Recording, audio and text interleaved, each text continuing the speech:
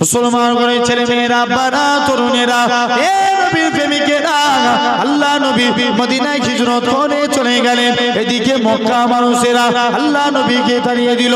মদিনার মানুষেরা সেদিন তারা খাজুর গাছের উপরে উঠে সেদিন তারা ওয়েলকাম জানিয়েছিল। সেদিন তারা পড়েছিল তারা আল বাদু আলাইনা মিন সানিয়াতিল বিদাই ওয়াজাবা শুকরু আলাইনা মাদারিল্লাহি দাই। ও যুবকেরা, আল্লাহ নবী মদিনায় তশরিফ নিয়ে চলে গেলেন। আল্লাহ নবী এরকম ভাবে মদিনা যুবকেরা, মদিনা তরুণেরা, মদিনার মুরব্বীরা আল্লাহ নবীকে গোল করে ঘেরাও করে নিল।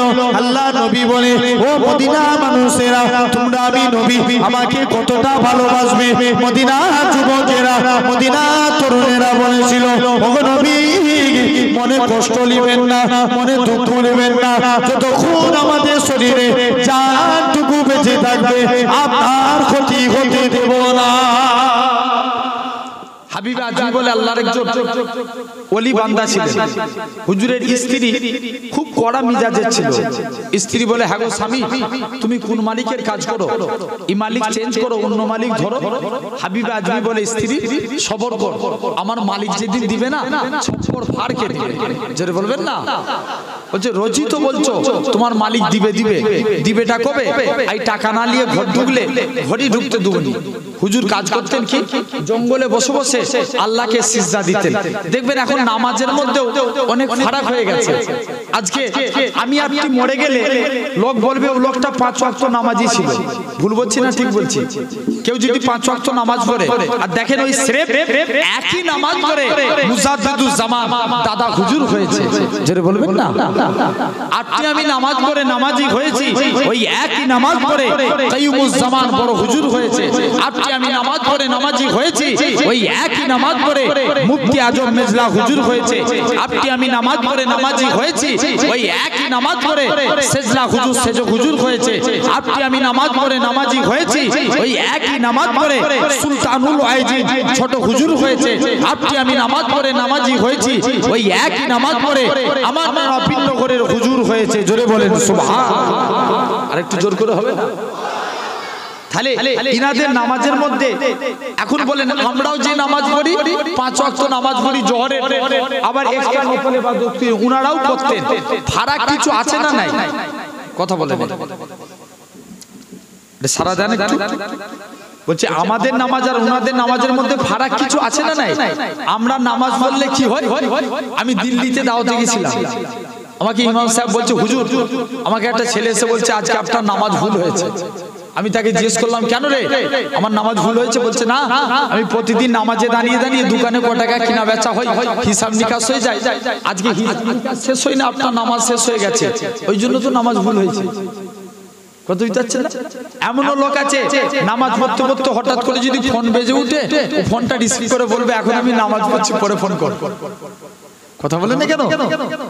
জেনে রাখে মসজিদে যায় অনেক মানুষ নামাজ পড়ে, দেখবেন মসজিদে যায়, কেউ যদি ওর পাশে এসে দাঁড়ায় আর চোখে চোখে দেখবে আমার পাশে এসে কে দাঁড়ালো। ভুল বলছি না ঠিক বলছি বলুন? এরকম অনেক হয়। তাহলে আমাদের নামাজকে আমরা ইখলাসের সঙ্গে আগিয়ে নিয়ে যাব, বলেন ইনশাআল্লাহ। হযরতে হাবিবে আজমি জঙ্গলে বসে বসে আল্লাহকে সিজদা দিচ্ছে, আল্লাহ কোনদিন তোমার কাছে কিছু চাইনি, আজকে স্ত্রীর মনে আশা, আল্লাহ কিছু রুজির জিম্মাদার আপনি হয়ে যান, আল্লাহ কিছু রুজি আপনি আমার জন্য পাঠিয়ে দেন। হাবিবে আজমি বলে, স্ত্রী সবর কর, আমার মালিক যেদিন দিবে। আজকের দিনে হুজুর হাত বাঁধলেন, হুজুরের হাতে কোনো টাকা এলো না, মনটা বড় খারাপ। আল্লাহ স্ত্রীর কাছে যে আমি কোন মুখ নিয়ে দাঁড়াবো? হুজুর বাড়ির দিকে চলে গেলেন। মুসলমান করে ছেলে মেয়েরা, বাবা তরুণেরা, ও যুবকেরা, আল্লাহ পাকের ওলি হযরতে হাবিব আজমি রহমাতুল্লাহ আলাইহি হুজুর আমার বাড়ির দিকে চলে গেলেন। হুজুরের লক্ষ্য পড়ে গেল হুজুরের বাড়িতে মেহমানদারি হয়। হাবিব আজমি চিন্তার মধ্যে পড়ে যায়, আল্লাহ পাক, আল্লাহ পাক, আমি ভুল করে কি অন্য মানুষের বাড়িতে চলে এসেছি, কারের বাড়িতে এসেছি।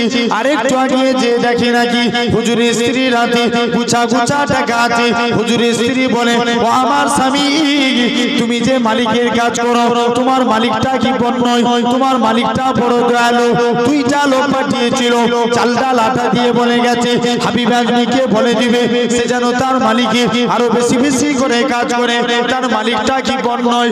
ও যুবকেরা, আল্লাহ পাকের ওলি হযরতে হাবিব আজমি কি উত্তর দিয়েছিলেন, ও আমার স্ত্রী শুনে রেখে দাও, আমি যে মালিকের কাজ করি আমার মালিকটা দুনিয়ার কোনো মালিক নয়, আমার প্রভুটা দুনিয়ার কোনো প্রভু নয়, আমার মালিক হলো তামাম মালিকের মালিক রাজাধিরাজ আমার আল্লাহ পাক। আমি আমার আল্লাহর হুকুম মানি, আল্লাহ আমার রুজি পাঠায়। তাহলে ফার্স্ট কাজ আমরা সিজদা দেব, বলেন ইনশাআল্লাহ। নাম্বার 2, আল্লাহ এই নিয়ামতগুলো এত কিছু নিয়ামত দিয়েছেন, আপনি আমি এই জায়গায় বসেছি, ছিরা চাটায় বসে আছি, আল্লাহ চাইলে পারে একদিন তোমাকে জান্নাতি সিংহাসনে বসাবে। জোরে বলবেন। আজকে এই জায়গায় আমরা বসেছি, আল্লাহ পাকের দরবারে আমরা শুকরিয়া আদা করি, একসঙ্গে সকলে মিলে বলি আলহামদুলিল্লাহ। ব্যাস, শুকরগুজারিকারী বান্দাকে আল্লাহ বড় ভালোবাসেন। আল্লাহ রাসূলের একজন সাহাবী ছিলেন, যিনার নাম ছিল, আপনারা কি অসুবিধা হচ্ছে?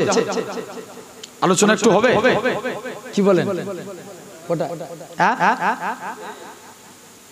ঘন্টা 5 খাবার হয়, 12টা বেজে গেছে, একটাই শেষ হবে, না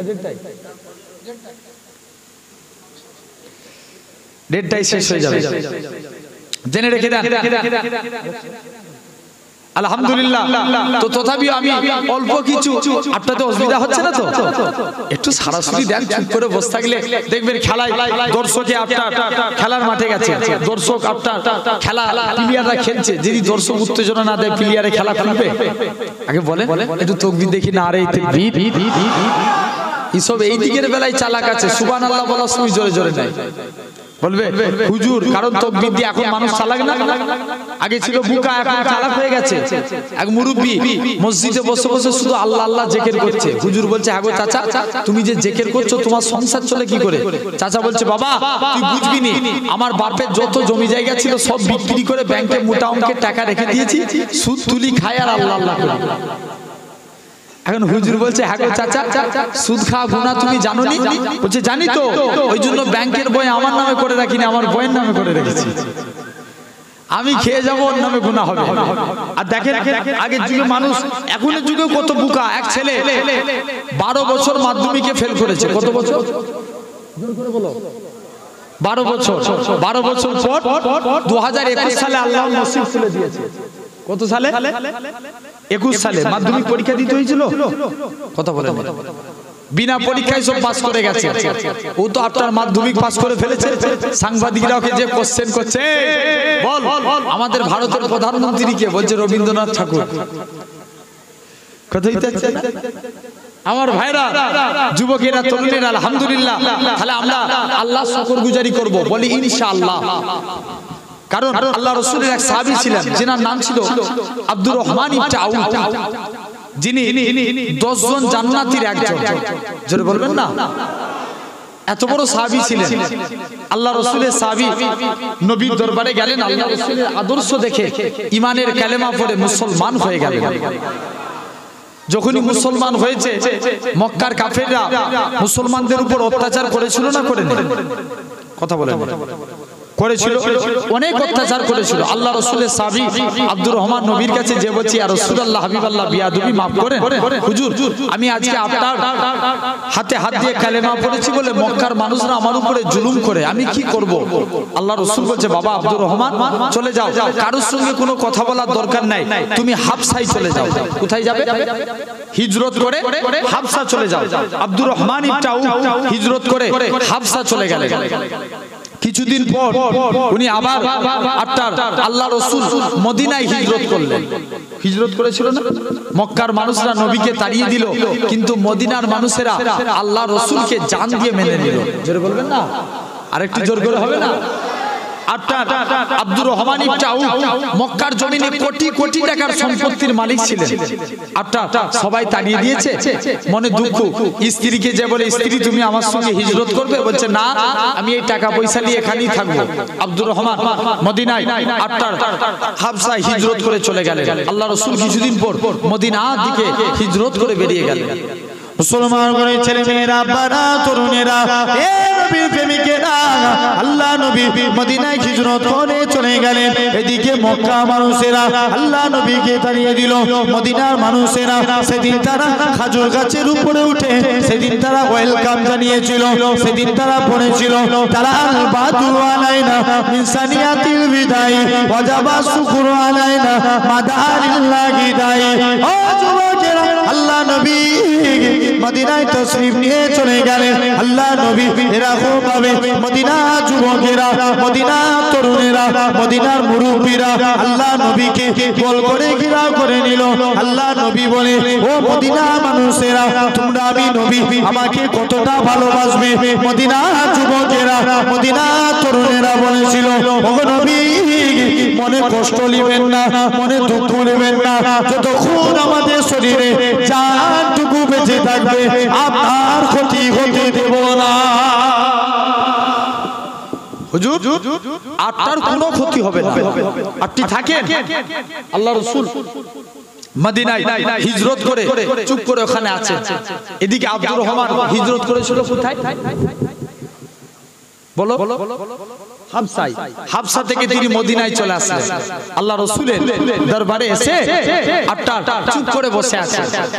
একদম আল্লাহর নবীর দরবারে যে চুপ করে গেছে, নবী যে বলছে, বাবা তুমি ইসলামের জন্য কত সম্পত্তি ত্যাগ করে দিলে না? বলছে, হুজুর আপনি আমার জন্য দোয়া করুন, এটাই আমার জন্য যথেষ্ট। আল্লাহ নবী বলছে, এই ব্যাপার বাবা আব্দুর রহমান, যাও তুমি চলে যাও। তুমি যে সাদ ইবনে রাবির সঙ্গে আব্দুর রহমানের ভাই ভাই সম্পর্ক আল্লাহ রাসূল করে দিলেন। বাবা সাদ, আমার আব্দুর রহমান মক্কার জমিনে কোটি কোটি টাকার মালিক ছিল, একে সবাই মিলে তাড়িয়ে দিয়েছে, তুমি আমার আব্দুর রহমানের দিকে একটু দেখবে। জি ইয়া রাসূলুল্লাহ। আব্দুর রহমান নবীর দরবার থেকে বেরিয়ে যাচ্ছে, যে যা নবীকে বলছে, হুজুর আপনি আমার জন্য দোয়া করুন, এটাই আমার জন্য যথেষ্ট। এখন দেখবেন, এখন পীরও যেমন মুরিদও সেরকম হয়ে গেছে। কথা বলেন, সরাসরি দেন, ভুল বলছি না ঠিক বলছি? আগেকার যুগে পীরেরা যেমন ছিল, মুরিদরাও সেরকম ছিল। এখনকার যুগের পীর যেমন, মুরিদ সেরকম। জেনে রেখে দেন, এক পীর সাহেব মুরিদের বাড়িতে দাওয়াতে গেছে। মুরিদ পীর সাহেবের জন্য খাসি, গরু, মুরগি অনেক ধরনের অ্যারেঞ্জ করেছে। পীর সাহেব জিজ্ঞেস করছে, বাবা মুরিদ তুই এত কোথায় পেলিস, গরিব মানুষ? বলছে, হুজুর যা হচ্ছে আপনার জুতোর সিলাই। জোর করে বলো, জুতোর সিলাই। পীর সাহেব তো বিরাট ফুলে যাচ্ছে, পান দিয়া বুঝেন না? ফুটবলকে জিজ্ঞেস করে, হ্যাঁ ফুটবল তুই এত লাফাস কেন? ফুটবল বলছে, আমি নিজের পাম্পে লাফাই, লোক আমাকে পাম্প দিয়ে শট করে, তাই তো আমি লাফাই। পীর সাহেব খাওয়া দাওয়া কমপ্লিট করে এবার বাড়ি যাবে, জুতো খুঁজছে, জুতো আর খুঁজে পাই। মুরিদকে ডাকছে, আমার জুতো কোথায় গেল? বলছে, হুজুর আমি প্রথম থেকে বলেছি না, যা হচ্ছে আপনার জুতোর সিলাই। আমি গরিব মানুষ, কোথায় টাকা পাবো? আপনি দামি জুতো পরেছিলেন, হাফ দামে জুতোগুলো বিক্রি করে দিয়েছি।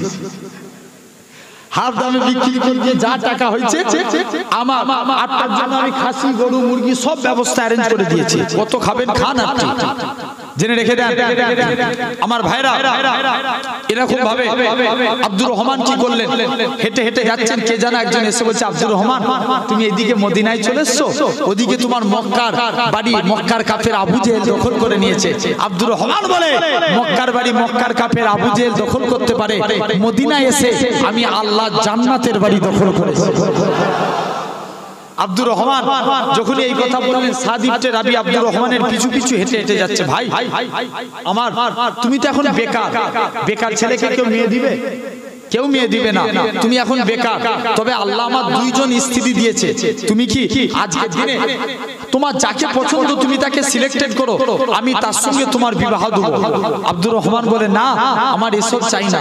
বলে, আল্লাহ আমার মদিনার জমিনে অনেক সম্পত্তি দিয়েছে, যেহেতু রাসূলুল্লাহ তোমাকে আমার ভাই বানিয়েছে, সেই হিসাবে অর্ধেক আমার অর্ধেক তোমার। এখন দেখবেন নিজের মায়ের পেটের ভাই 1 ইঞ্চি জায়গার জন্য মারামারি করে কেস করে বসে আছে। কথা বলে না কেন? আর রাসূল জাস্ট বলেছে, আল্লাহ নবী জাস্ট বলেছে তোমার ভাই সাহাবী মেনে নিয়েছে। বলছে তুমি কি এটা চাই? বলছে না, আজকে দিনে আমি এসব চাই না, তুমি আমাকে একটা ব্যবসা লাইন ধরিয়ে দাও। ব্যবসা করতে লাগলেন, সারা দিনে যা ইনকাম করতেন আল্লাহর দরবারে শুকরগুজারি করতেন। যেটা বলবেন না, আব্দুর রহমান ইবনে আউফ আল্লাহর দরবারে শুকরগুজারি করে একদিন তিনি কি করেছেন, আটটা শুকরগুজারি করছেন, আল্লাহ বরকত দিচ্ছেন। কদিনের মধ্যে একটা সুন্দর বাড়ি তৈরি করলেন, সুন্দরী রমণী দেখে বিবাহ করলেন। বিবাহের পর দেখবেন যুবকদের চেহারার গ্লেজ আলাদা হয়ে যায়, চকচক করে না? বিয়ের পরের দিন দেখবেন চেহারার গ্লেজ আলাদা হয়ে যায়। এটা আমার কথা নয়, আল্লাহ রাসূলের কথা। আল্লাহ রাসূল হাদিস পাকের মধ্যে বলছেন, ইজা তাজাওয়াজাল আবদু ফাকাদ ইস্তিগমালা নিসফাদ দিন। মানুষ যখন বিবাহ করলো সে ঈমানের অর্ধেক পূর্ণ করে দিল। জোরে বলবেন না আমার ভাইরা। তো সাহাবী চেহারা চকচক করছে, নবীর দরবারে পৌঁছে গেছে। নবী যে বলছে, বাবা আব্দুর রহমান তুমি কি কিছু ঘটিয়েছো নাকি? না ইয়া রাসূলুল্লাহ, কই কিছু না তো। বাবা চেহারা এত চকচক করছে। বলছে হুজুর কই না তো। আল্লাহ নবীকে যে বলছে, হুজুর আমি বিয়ে করে ফেলেছি। নবী বলছে, এই তুই আমায় দাওয়াত করলি, হুজুর মনে থাকে না। নবী বলছে, যা টাকা পেলে কোথায়? হুজুর ব্যবসা করেছি, আল্লাহ বরকত দিয়েছে। নবী হাত তুলে দোয়া করছে, আল্লাহ তুমি আমার আব্দুর রহমানের ব্যবসায় বরকত দাও। আর জোর করে বলবি না, আব্দুর রহমান ইবনে আউফ ব্যবসায় বরকত পেয়ে গেলেন। অনেক বরকত পেয়ে আস্তে আস্তে করে আল্লাহ রাসূলের দরবার থেকে চলে গেলেন, যিনি একা হুদাইবিয়ার সন্ধিতে 3 বস্তা সোনা দান করেছিলেন। আরো জোরে বলবেন না। আব্দুর রহমান ইবনে আউফ বাড়িতে চলে গেলেন, সন্তানদের ডেকে বলছে, বাবা দুনিয়ার জমিনে আমার আমল তো তেমন কিছুই নাই, তবে আল্লাহর কাছে আমি কোন মুখ নিয়ে দাঁড়াবো? 10 জন জান্নাতি, তিনি কজন? একজন। তিনি বলছে, বাবা আমার তো আমল কিছুই নাই, আল্লাহর কাছে কোন মুখ নিয়ে দাঁড়াবো? তোমরা কি আমার এক কাজ করো। আল্লাহ নবী সাহাবী হযরতে আব্দুর রহমান ইবনে আউফ সন্তানদিওকে ডেকে বলে, ও বাবা ছেলেরা, আমি আব্দুর রহমান ইবনে আউফ যেদিন মারা যাব, তোমরা আমার ইন্তেকালের পরে তোমরা আমার লাশের মধ্যে কাপড়ের টুকরাখানা পরাবে না। তোমরা আমার লাশের মধ্যে, আমি যে বদরের যুদ্ধে শরীক হয়েছিলাম, তোমরা আমার লাশের মধ্যে বদরের দেশখানা পরিয়ে দিবে। কাল কিয়ামতের ময়দানে আল্লাহ যেদিন যে আশা করবে, আব্দুর রহমান দুনিয়ায় পাঠিয়েছিলাম, কি করেছিলি? আমি আব্দুর রহমান আমার আল্লাহকে বদরের দেশখানা দেখাবো। আল্লাহ পাক, আমি আপনার গোলাম, দুনিয়ার জমিনে আমল তেমন কিছুই করতে পারিনি, আমি আপনার গোলাম, বদরের যুদ্ধে শরীক হয়েছিলাম। আরো জোরে বলবেন না, যাও আমি আমল তেমন কিছুই করিনি। তাহলে এটা হলো 2 নম্বর, আল্লাহ শুকরগুজারি করলে আল্লাহ বান্দাদের উপর বড় খুশি হয়। জোরে বলবেন না। নাম্বার 3, আল্লাহ বলছে, তোরা আমার নবীকে ভালোবাস, আমি আল্লাহ তোদের উপরে খুশি হব। জোরে বলবেন না। গোটা কোরআন অন্যতম করে দেখেন, আল্লাহ যত জায়গায় নিজের জিকির করছেন তত জায়গায় বন্ধুর জিকির। জোরে বলবেন না। উদাহরণ, আতিউল্লাহ ওয়া আতিউর রাসূল। বান্দা তোরা আমি আল্লাহ আমার ইতিআত কর, আমার রাসূলের ইতিআত কর। কিছু আয়াতে আল্লাহ বলছে, তোরা আমার নবীকে মানবি, যা আমি আল্লাহ আমাকে মানা হয়ে যাবে। জোরে বলবেন না আমার ভাইরা। আলহামদুলিল্লাহ। তাহলে আজকে আমি এই জায়গায় বসেছি, আমি এক্ষুনি অন্যদিকে অন্য সাইডে চলে যাব, জাস্ট এটা বলে এখানে বসেছি। বলুন দেখিনি, চাকরি আগে না ডিউটি আগে?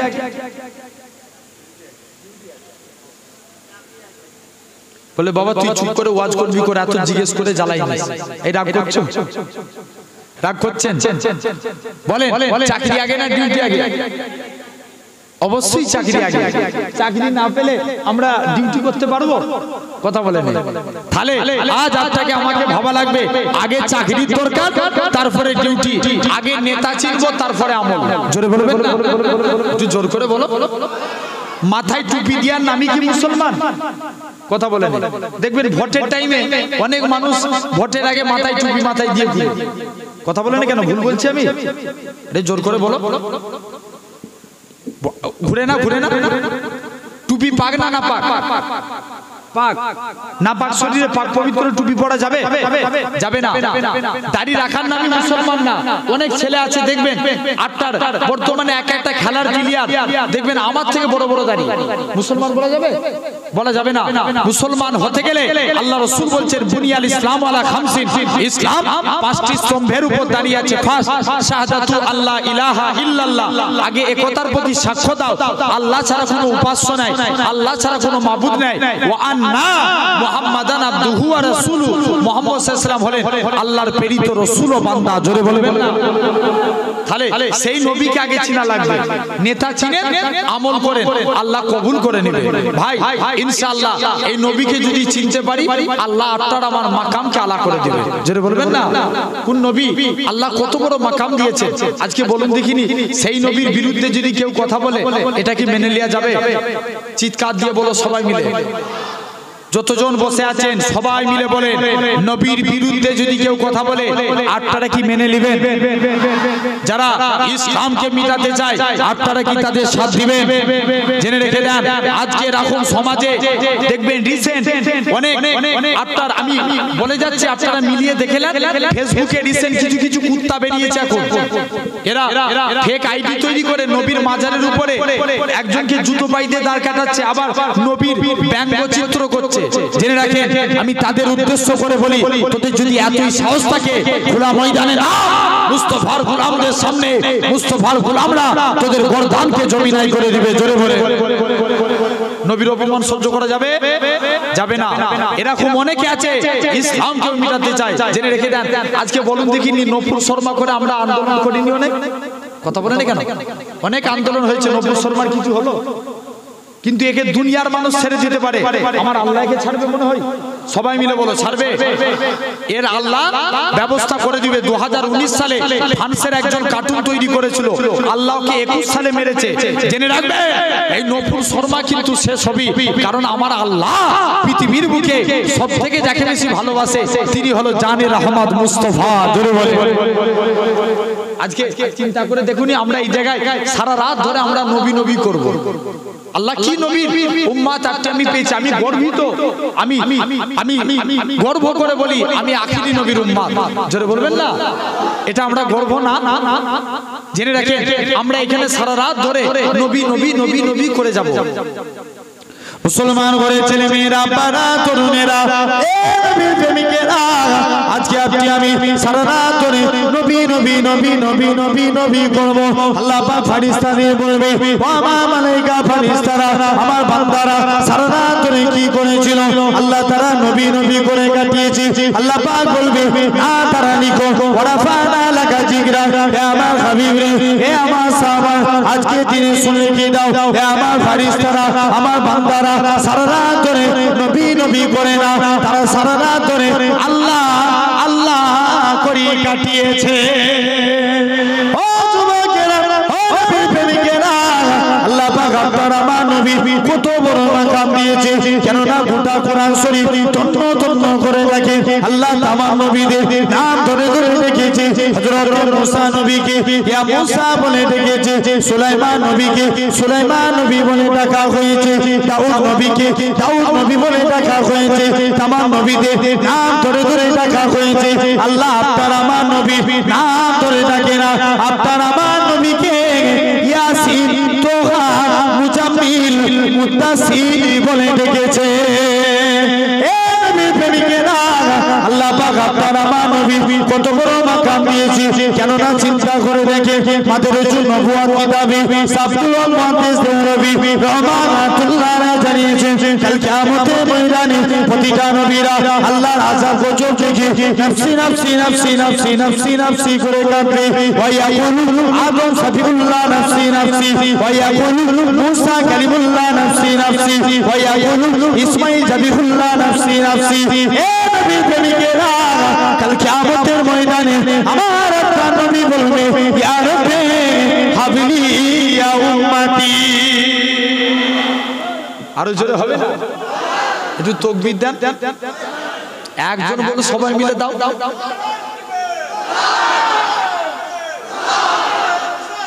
জিন্দাবাদ। জেনে রাখেন, আল্লাহ কবুল করেন আমার ভাইরা। সেই নবিয়ানা মাহফিলে আমরা বসেছি। অবশ্যই আমি আলোচনা করছিলাম না, আমরা আল্লাহর গোলাম হব। সবাই রাজি আছি তো নাকি? কারা কারা আছে আরেকবার হাত তুলে দেখান। নারে তাকবীর, আরো জোর করে নারে তাকবীর।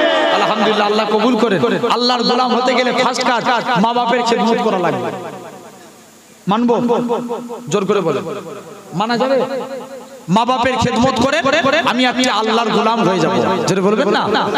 হযরত ওমরের কাছে একটা যুবক ছেলে যে গেছে, মুরব্বি লোক, আটটা ওমর হুজুরের কাছে যে বলছে, হুজুর আমার ছেলে আমাকে দেখছেন, তবে মা বাপের খেদমত করার আগে প্রতিটা মা বাপকে বলে যায় আগে সন্তানদের হক মানুন, জেনে রাখবেন সন্তান বড় হয়ে আটটার হক আদায় করবে, যেটা বলবেন না। অনেক হযরত ওমর যে মা বাপ আটটার মুরব্বি যে ওমরকে বলছে, হুজুর আমার ছেলে আমাকে দেখছে, যা তোমার ছেলেকে ডেকে নিয়ে এসো। এই তুই তোর বাপকে দেখে দিস? আল্লাহ রাসূল বলছে, আমি পূর্বে হাদিস বলেছিলাম, আল্লাহ রাসূল বলছে রিদু রাব্বি ফি রিদুল ওয়ালাদি ওয়া সাকতু রাব্বি ফি সাকতুল ওয়ালাদি। পিতামাতার সন্তুষ্টি আল্লাহর সন্তুষ্টি, পিতামাতার অসন্তুষ্টি আল্লাহর অসন্তুষ্টি। তুমি তোমার মা বাপকে দেখুনি, ব্যাপার কি? বলছে হুজুর আমি কি আমার বাপকে দেখবনি? আমার বাপই তো আমার একটা হক মানে না। বলছে কেন? বলছে হুজুর আমার নাম রেখেছে কসাই। কি নাম রেখেছে? জেনে রেখে দেন। প্র্যাকটিক্যালি আমার দরবারে, আমি একদম হাকিকাত কথা বলছি, আমার দরবারে একজন তাবিজ করতে গিয়েছিল তার ছেলের নাম রেখেছে মারুতি হোসেন। কি নাম রেখেছে? কথা বলে না কেন? জেনে রেখেন। আজকে হয়তো এগুলো হাসির ছলে লাগছে, কিন্তু এগুলো অনেক বুঝার বিষয়। আজকে আমি যদি এগুলো পালন করতে পারি, ইনশাআল্লাহ আমরা সাকসেস হয়ে যাব। আমার ভাইরা, আমি তাকে জিজ্ঞেস করলাম তুমি তোমার ছেলের নাম মারুতি হোসেন দেখেছো কেন? বলছে আমি প্রেগন্যান্ট অবস্থায় ছিলাম, তো মারুতি ভ্যানে করে নার্সিং হোমে যাচ্ছে, হসপিটালে যাচ্ছে, আল্লাহর হুকুম মারুতি গাড়ি দিয়ে বাচ্চা হয়ে গেছে, ওই জন্য শখ করে নাম রেখেছি মারুতি হোসেন। দেখবেন অনেকে আছে আমার হিন্দু ঘরের ভাইদের, দেখবেন কার্তিক মাসে যদি সন্তান হয় কি নাম রাখে? কথা বলে না কেন? সারা দাও কি নাম রাখে? কার্তিক। অনুরূপ আপনার এরকম শুরু হয়ে গেছে। প্র্যাকটিক্যালি এক ছেলের আব্বা ছেলের নাম রেখেছে বলে, কি নাম বললাম? বলেন। হুজুরের কাছে পড়তে পাঠিয়েছে, হুজুর জিজ্ঞেস করছে এই করছি তোর নাম কি? বলেন। হুজুর লাস্টে গেলে তো খেপে লাল হয়ে যাচ্ছে, আরেকবার জিজ্ঞেস করছে তোর নাম বল, বলছে বলে।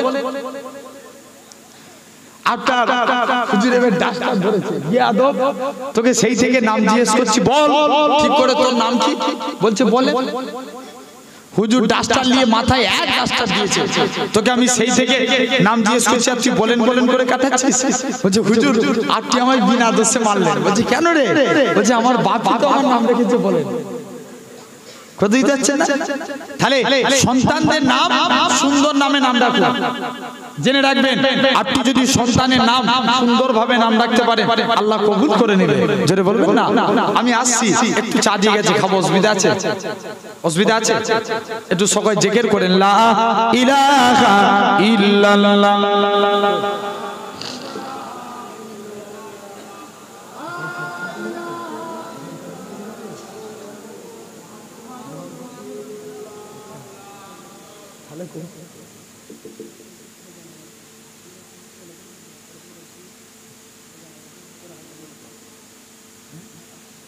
আলহামদুলিল্লাহ, আল্লাহ একটু জিকির করেন লা ইলাহা ইল্লাল্লাহ, লা ইলাহা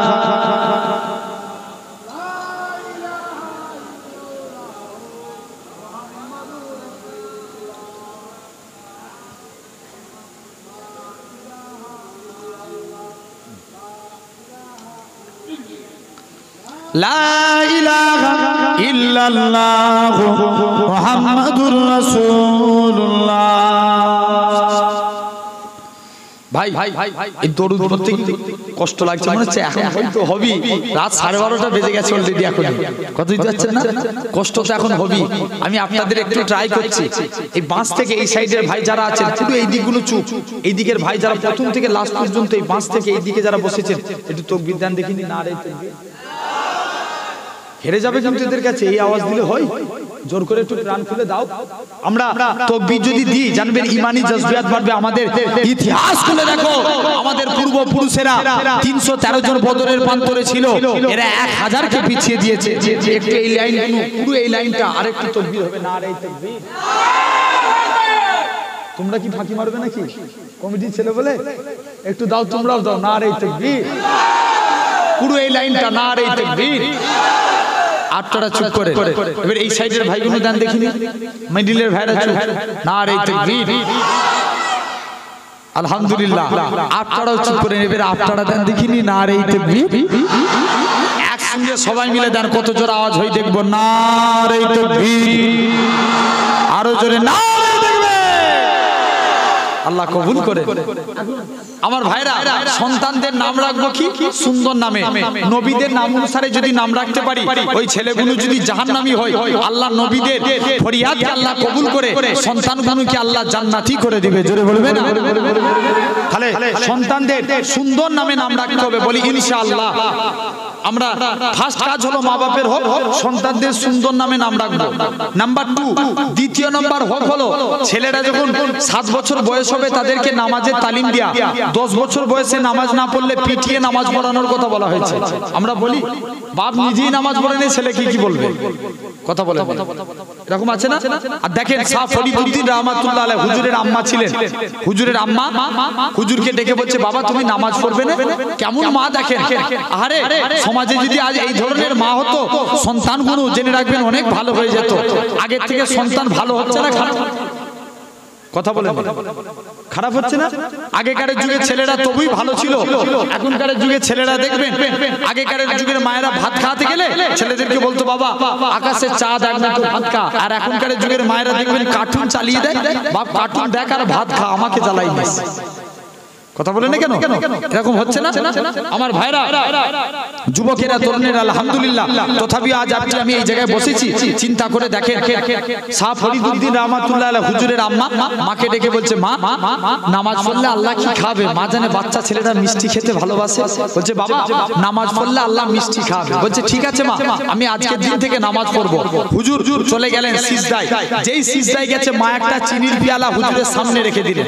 নামাজ থেকে ফারেক হয়ে মাকে বলছে, মা আমার নামাজ পড়া দেখে খুশি হয়ে মনে হচ্ছে আল্লাহ আমাকে মিষ্টি পাঠিয়েছে। জোরে বলবেন না?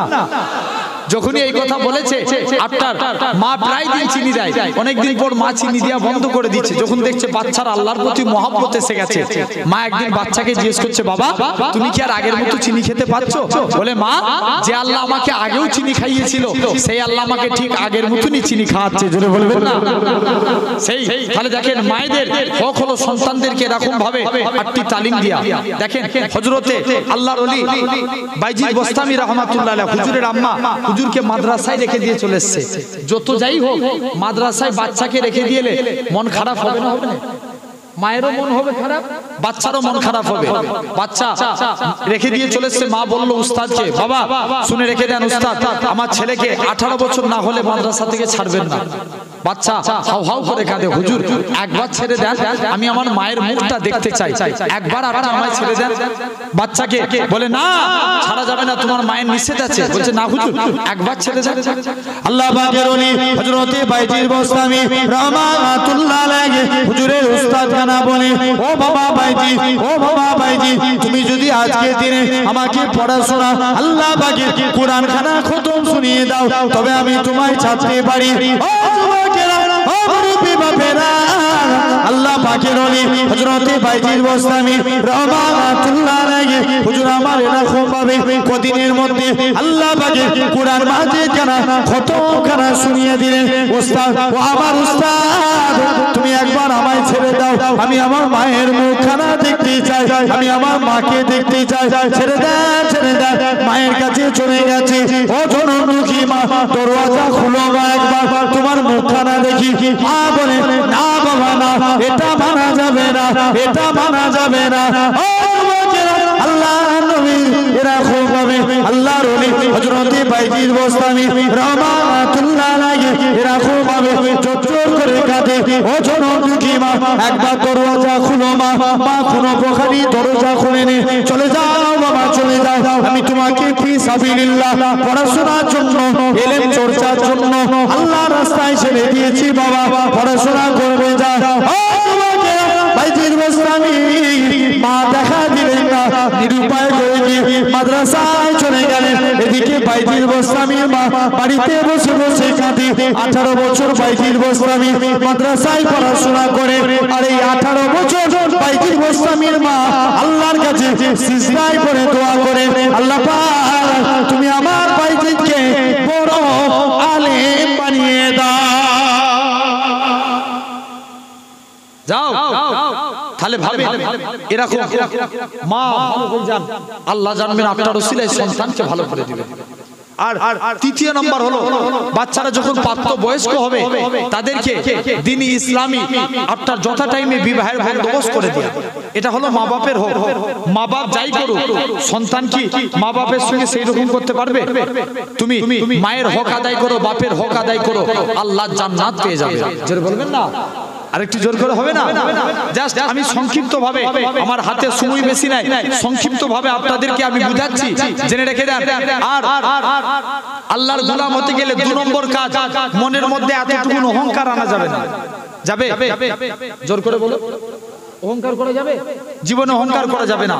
জাস্ট আমি শর্ট করে একটা কথা বলি, খুব আপনারা মনোযোগ দিয়ে শুনে। আল্লাহর একজন পয়গম্বর ছিলেন, যিনার নাম ছিল সুলাইমান আলাইহিস সালাম। কি নাম বললেন?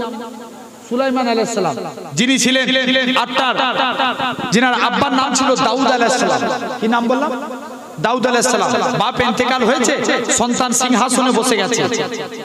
আল্লাহর গোলাম হতে গেলে যদি মনে এক ইঞ্চিত পরিমাণ অহংকার থাকে, জানবেন আল্লাহর গোলাম হতে পারবেন না।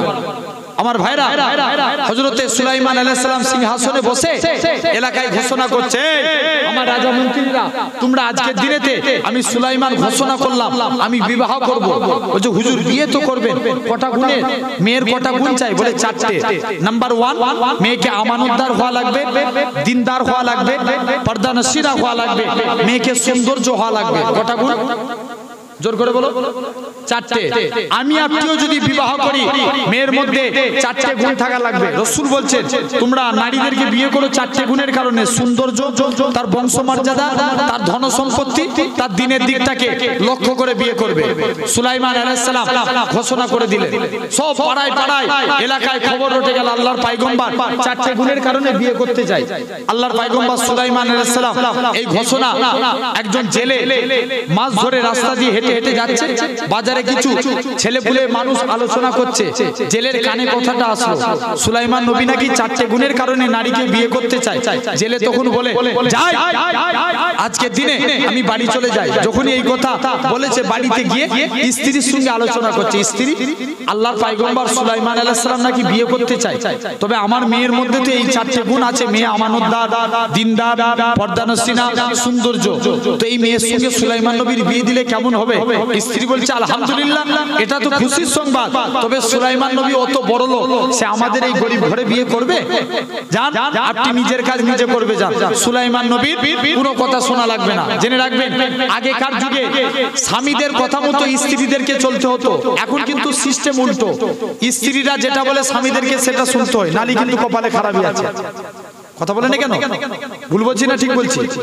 আমার ভাইরা, যুবকেরা, তরুণেরা, জেনে রাখেন, আল্লাহর পয়গম্বর জেলে চলে গেল।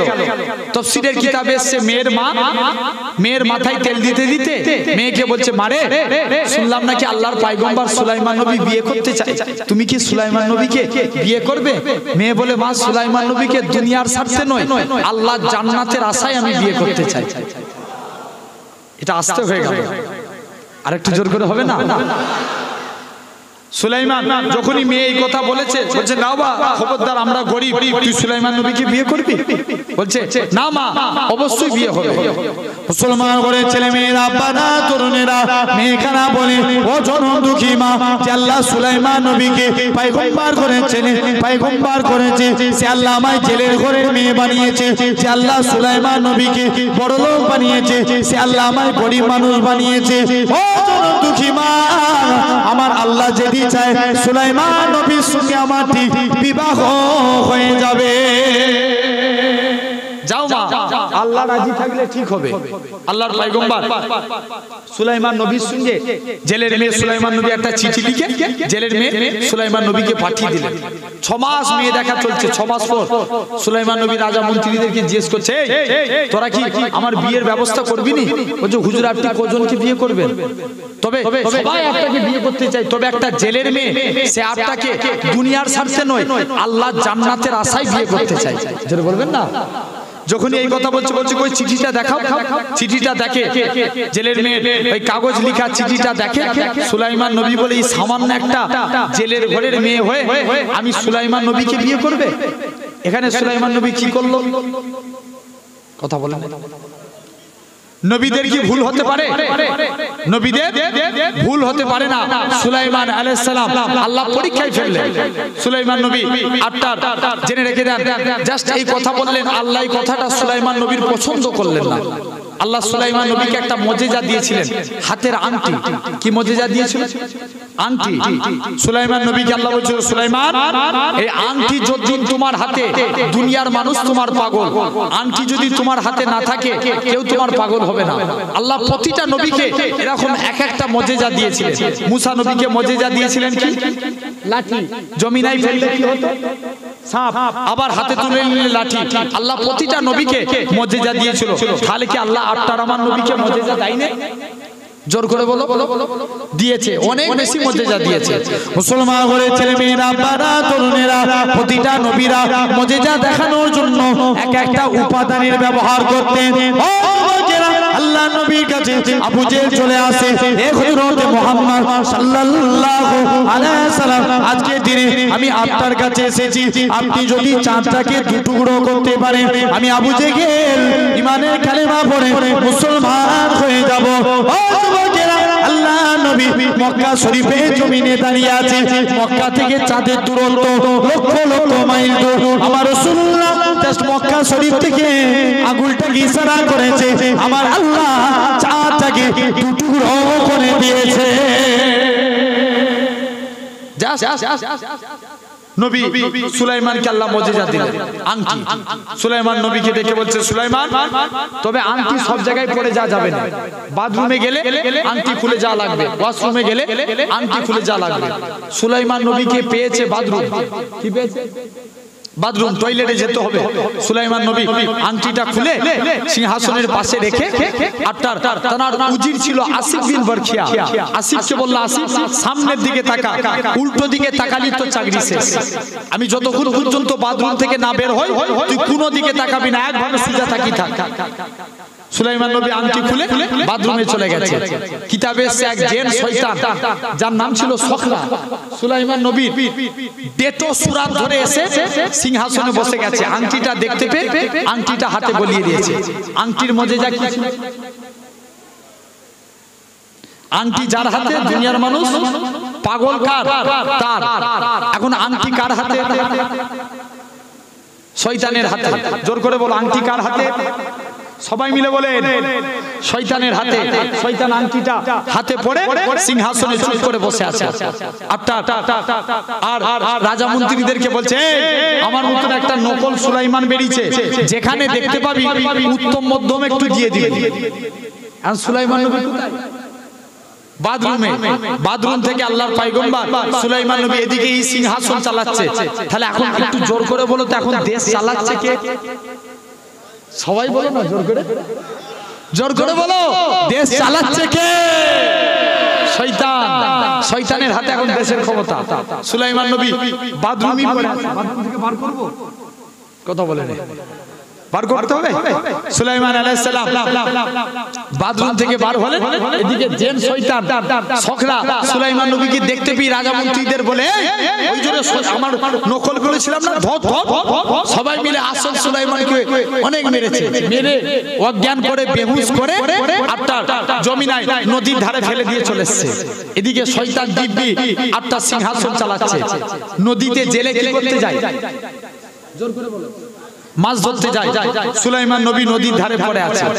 মুসলমান ঘরের ছেলে মেয়েরা, বাবা তরুণেরা, ও যুবকেরা, জেলে এরকম ভাবে দেখতে পেয়ে গেল একটা যুবক ছেলে বেহুশ হয়ে পড়ে আছে। জেলের মনে মায়া চলে আসলো, নদী থেকে একটু পানি পানি তুলে নিয়ে আল্লাহর পয়গম্বরের মাথায় দিয়ে দিলেন। যে মাথায় দিয়ে দিলেন সুলাইমান নবী হুঁশকে আল্লাহ ফিরিয়ে দিয়েছিলেন। সুলাইমান নবী হুঁশ ফিরার পরে জেলে বলে, বাবা তোমার নাম কি বলো? সুলাইমান নবী বলে, এখন যদি আমি আসল নাম বলে দিই আবার যদি আমাকে নকল বলে পিটায়, না না না না, বলে তুমি আমাকে তোমার বাড়িতে নিয়ে যাবে কিনা? আমি এক সপ্তাহ থেকে চলে আসবো। জেলের মনে মায়া চলে আসলো। জেলেখানে আল্লাহর পয়গম্বর সুলাইমান নবীকে নিয়ে এরকম ভাবে বাড়ির মধ্যে চলে গেলেন। জেলে প্রতিদিন জাল ফেলতো, যা মাছ পেত আল্লাহর পয়গম্বর যার বরকতে জেলে জালে ডবল ডবল মাছ পড়ে। জোর করে বলবে না, জেলে ডবল ডবল মাছ পেয়ে গেল। আল্লাহর পয়গম্বর সুলাইমান আলাইহিস সালাম তিনি কি করলেন? আটটার এদিকে অনেক দিন আছেন, কিতাবে এসেছে 1 বছর। জেলে মনে খুব বিশ্বস্ত জায়গা করে ফেললো। জেলে এখন মনে মনে করছে এই ছেলের সঙ্গে যদি আমার মেয়ের বিয়ে দিই কেমন হবে। যে বলছে যাই স্ত্রীর সঙ্গে একটু আলোচনা করি। স্ত্রীকে বলছে, স্ত্রী আটটার জেলে সুলাইমান নবীকে বলছে, বাবা আমার একটা কর্মচারীর প্রয়োজন, এখন তো আমি অনেক মাছ পাচ্ছি, তুমি কি আমার কর্মচারী কাজ করবে? সুলাইমান নবী বলছে, বলে কি রে, আমি দেশের বাদশা, এই আমার কর্মচারী করাবে? যাই আল্লাহ তুমি যাতে রাজি, আমি সুলাইমান তাতে রাজি। জোরে বলবে রে। সুলাইমান নবী আটটার এরকম ভাবে আস্তে আস্তে করে আটটার জেলে স্ত্রীকে যে বলছে, আমাদের বাড়িতে যে ছেলেটা থাকে ভালো না খারাপ? বলছে না অনেক ভালো। বলছে এই ছেলের সঙ্গে যদি আমার মেয়ের বিয়ে দিই কেমন হবে? বলছে মাথা খারাপ, চাকরের সঙ্গে মেয়ের বিয়ে দেবো? জেলে চলে গেছে, বাজার থেকে একটা দামি শাড়ি কিনে নিয়ে এসছে, 1 টাকা মিষ্টি কিনে নিয়ে এসছে। দামি শাড়ি কিনে স্ত্রীকে শাড়িটা পরিয়েছে, মিষ্টিটাও দিয়েছে, নিজে হাতে করে মিষ্টি খাচ্ছে। বলছে হঠাৎ করে স্বামীর এত দরদ কেন, কি ব্যাপার? মনে মনে করছে যাই, স্বামী স্ত্রী দুজনে এক বিছানায় শুয়েছে। বলছে স্ত্রী, স্বামী বলছে স্ত্রী একটা কথা বলতে পারি? বলছে বলো। বলছে ওই ছেলের সঙ্গে যদি আমাদের মেয়ের বিয়ে দিই কেমন হবে? স্ত্রী মনে মনে করছে স্বামী এত দামি শাড়ি কিনে নিয়ে এসছে, আবার নিজে হাতে করে মিষ্টি খাইছে, এখন যদি আমি না বলে দিই আমার পিঠের চামড়া থাকবে না। বলছে যান আপনার মেয়ে আপনি ওই ছেলের সঙ্গে আপনার মেয়ের বিয়ে দিয়ে দেন। সুলাইমান নবীর কাছে দৌড়ে দৌড়ে গেছে। সুলাইমান নবীকে যে বলছে, বাবা আমার একটা 18 বছর বয়সী মেয়ে আছে, মেয়েটা পর্দানসিনা, দিনদার, আমানতদার, সৌন্দর্য, এই মেয়েকে কি তুমি বিয়ে করবে? সুলাইমান নবী বলছে এখন বিয়ে করে নিয়াই ভালো, তাহলে কোথায় আমি থাকবো? আবার তো লোকের কাছে নালে আমাকে নকল বলে মার খেতে হবে, তার থেকে বিয়ে করে শ্বশুর বাড়িতে থাকাই ভালো। সুলাইমান নবী রাজি হয়ে গেল। জেলের মেয়ের সঙ্গে সুলাইমান নবীর বিয়ে হয়ে গেল। অনেক বড় ইতিহাস, আমি ওদিকে যাচ্ছি না, জাস্ট শর্ট করে জেনে রেখে দেন। সুলাইমান আলাইহিস সালাম এরকম ভাবে এতদিন ছিল মালিক আর কর্মচারী, এখন হলো কি শুধু জামাই, শ্বশুর জামাই। দেখবেন আপনার শ্বশুর জামাই মাছ ধরতে চলে যাচ্ছে, বাৎসর রাত হবে, বাৎসর রাতের দিনের বেলায় মাছ ধরতে যাচ্ছে নদীতে, মাছ ধরতে যায়, কেউ কারোর দিকে লজ্জায় তাকাতে পারে না। বলছে এতদিন আমার শ্বশুর ছিল, এই কর্মচারী ছিল, আজ আমার জামাই হয়ে গেল। বলে এতদিন আমার মালিক ছিল, আজ আমার শ্বশুর হয়ে গেল। কেউ কারোর দিকে লজ্জায় তাকায় না। আর আজ আমাদের সমাজে অনেক শ্বশুর জামাই আছে, দেখবেন দুজনে বিড়ি চা চাই করে খায়। কথা না, এরকম অনেক শ্বশুর জামাই আছে। জেনে রাখেন আল্লাহর পয়গম্বর সুলাইমান আলাইহিস সালাম আটটার নদীর ধারে চলে গেলেন। এদিকে দেশ চালাচ্ছে কে? শয়তান। শয়তান আটটার দেশের মধ্যে আসিফ বিন বরখিয়া বলছে, সুলাইমান নবী 1 বছর হয়ে গেল, এখনো কি বাথরুম থেকে বেরোয় না নাকি? উল্টো পাল্টা ডিসিশন নিচ্ছে, আজ আমার চাকরি থাক বা নাই থাক, আমি দেখবো কে সিংহাসন চালাচ্ছে। আটটার যেই তাকিয়ে দেখে, যেই তো জেন শয়তান বলছে ধর ধর। জেন বলছে এতদিন গদি চালিয়েছি, আর গদি চলবে না, এবার আমাকে ছাড়তেই হবে। মুসলমান ঘরের ছেলে মেয়েরা, বাড়া তরুণেরা, ও যুবকেরা, জেলখানা কি করলো? এরকম ভাবে হাত থেকে আংটিটা খুলে নিয়ে ছুঁড়ে ফেলে দিল, নিজে বাতাসের সঙ্গে মিশে গেল। ওই আংটিখানা নদীর পানিতে সে পড়ে গেল। একটা মাছ ওই আংটিটাকে খাদ্য বলে খেয়ে নিল। যখনই খেয়ে নিল, নদীর প্রতিটা মাছ ওই মাছের পাগল হয়ে গেল। ও যুবকেরা, এদিকে সুলাইমান নবী, নবীর বরকতে সুলাইমান নবীর শ্বশুর জেলে নদীতে জাল ফেলেছে, ওই আংটি বলা মাছখানা জেলে জালে পড়ে গিয়েছে। জোরে বলবেন না। জেলে আরো যা মাছ পেয়েছে সব বিক্রি করে দিয়েছে। বলছে একটা মাছ নিয়ে যায়, বাৎসর রাত্রে তরি তরকারি করে খাওয়া হবে। এখন যে মাছটা কেটেছে, যে দেখে মাছের পেটে আংটি। জোরে বলবেন না। আরেকটু জোর করে হবে না? বলছে জামাইকে তো কিছুই দিতে পারিনি, তবে আজকের দিনে আমি জামাইকে এই আংটিটাই গিফট করে দিই। মেয়ের হাত দিয়ে পাঠিয়ে দিলেন সুলাইমান নবী। আমি আর যাচ্ছি না লম্বা ভাবে, মেয়ের হাতে দিয়ে দিলেন, বললেন যাও এই আংটিটা সুলাইমান নবী অর্থাৎ এই যুবক জামাইকে যে দিয়ে দিয়ে। সুলাইমান বাদশাহ রাত্রে চলে গেছে, স্ত্রী অনেকক্ষণ কথাবার্তার পর বলছে আপনি চোখটা বন্ধ করুন। চোখ যেই বন্ধ করেছে হাতে আংটিখানা পরিয়ে দিয়েছে। জোরে বলবেন না? এখন সুলাইমান আলাইহিস সালাম জিজ্ঞেস করছে এই তুমি কি অন্য কাউকে ভালোবাসতে? মেয়েটা চুপ করে আছে। চুপ থাকা মানে কি? হ্যাঁ দিকে। মেয়ে তখন বলছে, সুলাইমান নবী বলছে এর বাপ বলল মেয়ে পর্দানসী না, আর ভিতরে ভিতরে এই মেয়ে ভালোবেসে বসে আছে না। বলে তুমি ওই ছেলে কোন ছেলেকে ভালোবাসো? বলছে আমি একটা ছেলেকে ভালোবাসি, তার জন্য আজও কাঁদি। বলে ছেলের নামটা কি? মহিলা খানা তখন বলে ও আমার স্বামী শুনে রেখে দাও, আমি যে ছেলেটাকে ভালোবাসি ওই ছেলেটার নাম হলো আল্লাহর পয়গম্বর সুলাইমান নবী। আমি আমার আল্লাহর কাছে কেঁদে কেঁদে দোয়া চেয়েছিলাম, আল্লাহ পাক সুলাইমান নবী আমার বিয়েকে ইনকার করেছে, আল্লাহ আমি তোমার বান্দি, তোমার কাছে দোয়া চাই, আল্লাহ একটা রাতের জন্য হলেও সুলাইমান নবীকে আমার স্বামী বানিয়ে তারপরে তুমি আমার মরণ দিবে। মেয়ের দোয়া কবুল হয়েছিল না হয়নি? হয়েছিল। সুলাইমান নবীর সঙ্গে বিয়ে হলো। সুলাইমান নবী যদি বলে দেয় মানবে কি? যখন আংটি পরিয়ে দিলেন সুলাইমান নবী বুঝলেন আল্লাহু আকবার, ই তো আমার মজেজা আংটি। সুলাইমান নবী পরের দিন সমস্ত ঘটনা খুলে বললেন, মেয়েটা আল্লাহ আবার পুনরায় রাজত্ব ফিরিয়ে দিলেন। জোরে বলে।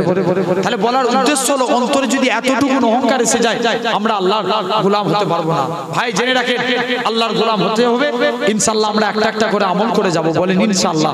আমার হাতে সময় নাই, আলোচনা আমি সমাপ্তির দিকে ইতি টেনে দিলাম। আল্লাহ যতটুকু বলালেন আল্লাহ যেন আমাদের প্রত্যেককে সিরাতাল মুস্তাকিমের পথিক বানান।